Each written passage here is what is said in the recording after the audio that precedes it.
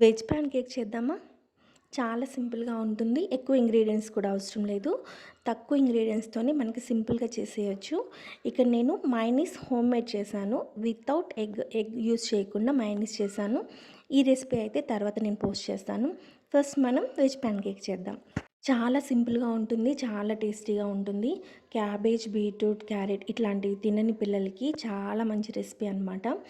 ఇక్కడ మనము cabbage, beetroot, carrot ఇంకా ఆలు తురిమేసి వేసేసుకోవాలి. క్వాంటిటీ మన ఇష్టం. నేనైతే ఇక్కడ 1 కప్ క్యాబేజీకి హాఫ్ కప్ క్యారెట్, బీట్రూట్ తీసుకున్నాను.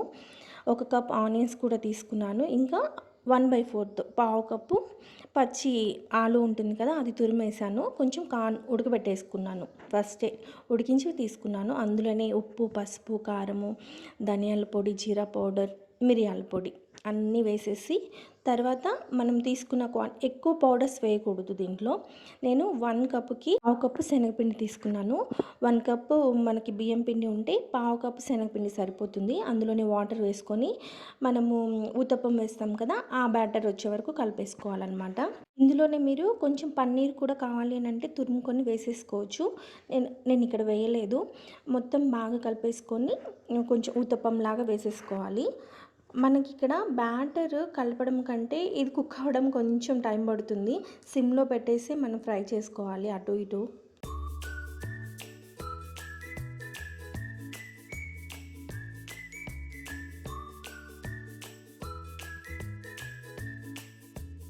ఆల్మోస్ట్ 2 సైడ్స్ కుక్ అయిపోయిన తర్వాత నేను దాని మీద చీజ్ వేస్తున్నాను. ఇది ఆప్షనల్ మాత్రమే. పిల్లల కోసమని వేసాను అంతే. మీ దగ్గర ఉంటే వేయండి, లేకపోతే అవసరం లేదు. చీజ్ వేసిన తర్వాత టర్న్ చేయకండి ప్లీజ్.